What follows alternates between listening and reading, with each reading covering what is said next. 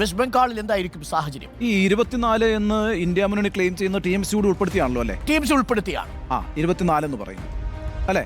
Okay. ഇവിടെ നോക്കൂ, ഇപ്പോൾ 2019 നമുക്കറിയാമല്ലോ ആകെയുള്ള എത്ര സീറ്റാണ് അവിടെ? 42. ആ 42 സീറ്റുകളിൽ 22 seat TMC, 18 seat BJP, 2 seat Congress. ലെഫ്റ്റിന് സീറ്റില്ല. അങ്ങനെ 42 സീറ്റുകളാണല്ലോ അവിടെ ഉള്ളത്. അവിടെ ഇപ്രാവശ്യം 3 കോർണർഡ് ഫൈറ്റ് ആണല്ലോ നടന്നത്. അതിനകത്ത് TMC ഒറ്റയ്ക്ക് നിൽക്കുന്നു, ലെഫ്റ്റും കോൺഗ്രസും കൂടി ഒരു ബ്ലോക്കായിട്ട് നിൽക്കുന്നു, BJP ഒറ്റയ്ക്ക് നിൽക്കുന്നു. അപ്പോൾ കഴിഞ്ഞ പ്രാവശ്യത്തെ അതേ സാഹചര്യത്തിൽ തന്നെയാണ് ഇപ്രാവശ്യം തെരഞ്ഞെടുപ്പ് നടന്നിരിക്കുന്നത്. പക്ഷേ ഒരു വ്യത്യാസമുള്ളത് കോൺഗ്രസും പിന്നെ ലെഫ്റ്റും കൂടി അലയൻസിൽ വന്നിരിക്കുന്നു എന്നുള്ളതാണ്. ഞാനിവിടെ വളരെ പ്രധാനമായിട്ട് കാണുന്നത് 30% മുസ്ലിം വോട്ട്സ് ഉള്ള ഒരു സംസ്ഥാനമാണ് ഈ പറയുന്ന വെസ്റ്റ് ബംഗാൾ എന്ന് പറയുന്നത്. CAA വിജ്ഞാപനത്തിന് ശേഷമാണ് അവിടെ വോട്ടെടുപ്പ് നടന്നിരിക്കുന്നത്. അതുകൊണ്ട് മുസ്ലിം കമ്മ്യൂണിറ്റി എന്ന് പറയുന്നത് ഒന്നടങ്കം BJPക്ക് എതിരായി നിൽക്കും. അത് CAA വന്നില്ല എങ്കിലും നിൽക്കും എന്ന കാര്യത്തിൽ തർക്കമില്ല. പക്ഷേ ആ 30% വോട്ട് എന്ന് പറയുന്നത് വളരെ പ്രധാനമാണ്. അത് എങ്ങനെയാണ് സെൻസിബിളായിട്ട് പോൾ ചെയ്യപ്പെടുമോ ഇല്ലയോ എന്നുള്ളതാണ് പ്രശ്നം. ഇവിടെ മമതാ ബാനർജി ഉണ്ടാക്കിയിട്ടുള്ള ഏറ്റവും വലിയ കുഴപ്പമെന്ന് പറയുന്നത്, നോക്കൂ, മമതാ ബാനർജിയും ലെഫ്റ്റും കോൺഗ്രസും കൂടി അലയൻസിൽ വന്നിരുന്നുവെങ്കിൽ ആകെപ്പാടെ കോൺഗ്രസ് ആവശ്യപ്പെട്ട 2 സീറ്റ് കൂടുതലാണ് അവിടെ ആവശ്യപ്പെട്ടത്. അവിടെ വിട്ടുവീഴ്ചയ്ക്ക് തയ്യാറാകുമായിരുന്നുവെങ്കിൽ ദി എൻ ബ്ലോക്ക് ആയിട്ട് ഈ മുസ്ലിം വോട്ട് ഒരൊറ്റ ചേരിയിലേക്ക് വരേണ്ട സ്ഥലമാണ് യഥാർത്ഥത്തിൽ ഈ പറയുന്ന വെസ്റ്റ് ബംഗാൾ എന്ന് പറയുന്നത്. അൺഫോർച്ചുനേറ്റ്ലി ആ ഒരു സാഹചര്യത്തിന് മമത തയ്യാറായില്ല. അതുകൊണ്ട് തന്നെ മമതയ്ക്ക് അവിടെ അതിന് വില കൊടുക്കേണ്ടി വരും എന്നാണ് ഞാൻ വിചാരിക്കുന്നത്. എന്നാൽ രസകരമായൊരു കണക്കെന്ന് പറയുന്നത്, കഴിഞ്ഞ പ്രാവശ്യം 2019 മമതയ്ക്ക് 43.7% വോട്ട് സമാഹരിക്കാൻ കഴിഞ്ഞിട്ടുണ്ട്. അങ്ങനെയാണ് 22 സീറ്റ് എന്ന് പറയുന്ന നേട്ടം മമത ഉണ്ടാക്കിയത്. തൊട്ടു പിന്നിൽ വന്നത് 40%-വുമായിട്ട് BJP ആണ് 18 സീറ്റുകൾ നേടിയത്. ഇത് 2019 എന്നാൽ 2021 അവിടെ നിയമസഭാ തെരഞ്ഞെടുപ്പ് നടന്നു. നിയമസഭാ തെരഞ്ഞെടുപ്പ് നടന്നപ്പോൾ മമതാ ബാനർജി വലിയ രീതിയിൽ അവരുടെ വോട്ട് ശതമാനം ഉയർത്തുന്നതാണ് നമ്മൾ കണ്ടത്. 215 സീറ്റാണ് ഇപ്പോൾ നിയമസഭയിലുള്ളത് അവർക്ക്. അതായത് 48% വോട്ട്. ലാസ്റ്റ് തിരഞ്ഞെടുപ്പിൽ മമതാ ബാനർജിയുടെ വോട്ട് പെർസെൻറ്റേജ് എന്ന് പറയുന്നത് 48 ആണ്. അത് 2019 നിന്ന് 2021 എത്തുമ്പോൾ 5% വർദ്ധിപ്പിക്കാൻ കഴിഞ്ഞു. കേവലം 38% BJP കൂപ്പുകുത്തുന്നത് നമുക്ക് കാണാം. കൂപ്പുകുത്തുകയെന്ന് ഞാൻ പറഞ്ഞത് അവർക്ക് നേരത്തെ 40% ഉണ്ടായിരുന്നു, താഴത്തേക്ക് പോയി.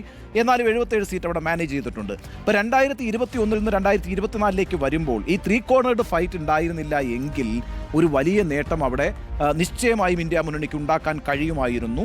ഏതായാലും CAAയും സന്ദേശ് ഖലിയും മുഖാമുഖം നിൽക്കുന്ന ഈ തെരഞ്ഞെടുപ്പിൽ സ്റ്റാറ്റസ് കോ തുടരാനാണ് സാധ്യത എന്നാണ് ഞാൻ വിചാരിക്കുന്നത്.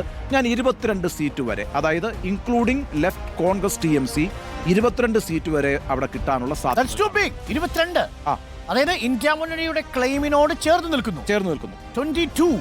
ഓക്കെ സ്മൃതി, ഞാൻ ആ കണക്കിലേക്ക് ഇനി വരുന്നത്, കഴിഞ്ഞ തവണ 22 സീറ്റ് തൃണമൂലിനും 18 BJPക്കും ലഭിച്ചു. BJPക്ക് വലിയ കുതിപ്പുണ്ടാവുകയും ചെയ്തു. ഇത്തവണ നിരവധി വിഷയങ്ങൾ, സന്ദേശ് ഖലി വിഷയം തുടക്കത്തിൽ BJP കൊണ്ടുവന്നെങ്കിലും പിന്നീട് അത് ചീറ്റിപ്പോകുന്ന കണ്ടു. പിന്നെ CAA വിഷയം, മമതയുടെ അഴിമതിയുമായി ബന്ധപ്പെട്ട വിഷയം. പക്ഷേ മമതയുടെ തന്നെ ചില നല്ല ജനക്ഷേമ പദ്ധതികൾ നേട്ടമുണ്ടാക്കുമെന്നുള്ള വിലയിരുത്തലും അപ്പുറത്ത് നടക്കുന്നുണ്ട്. ഈ CAA വിഷയം 2 രൂപത്തിലാണ് പ്രവർത്തിക്കുക. ഈ മുസ്ലിം വോട്ടുകൾ വലിയ രൂപത്തിൽ തന്നെ മമതയ്ക്ക് കിട്ടും, അതോടൊപ്പം തന്നെ കോൺഗ്രസിനും കിട്ടും എന്നുള്ളൊരു വിഷയം നിൽക്കുന്നത് ഭിന്നിച്ചു പോകാനുള്ള സാധ്യത. അപ്പോഴും അത് ഇന്ത്യ മുന്നണിക്കാണല്ലോ എന്ന രൂപത്തിൽ അതിനെ കണക്കാക്കേണ്ടതുണ്ട്. അപ്പുറത്ത് CAA വിഷയത്തിൽ BJPക്ക് അനുകൂലമായ ഘടകം എന്ന് പറയുന്നത് മാധുവ വിഭാഗമാണ്. അത് അവിടുത്തെ ഏറ്റവും പ്രധാനപ്പെട്ട, ഏറ്റവും 2ാമത്തെ പട്ടികജാതി വിഭാഗമാണ്. അവർ ഒരു എൻ ബ്ലോക്കായി BJPയെ സഹായിക്കുമെന്നുള്ളൊരു സാധ്യതയും അവിടെ നിൽക്കുന്നു.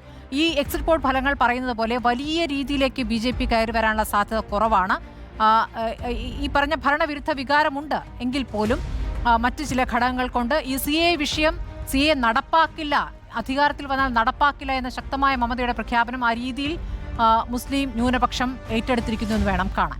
Okay, MP Nikesh Kumar, India today my access പ്രകാരം 26 മുതൽ 31 സീറ്റുകൾ വരെയാണ് BJP NDA സഖ്യം നേടാൻ സാധ്യതയുള്ളത്. വെസ്റ്റ് ബംഗാളിൽ 26 മുതൽ 31 വരെ, കഴിഞ്ഞ തവണ 18 ആയിരുന്നു, നേരെ ഇരട്ടിയാക്കാൻ സാധ്യതയുണ്ട്. ഏകദേശം ഇരട്ടിയോളം എത്തുന്നു. 31 വരെ സീറ്റുകൾ നേടാമെന്നുള്ളതാണ്.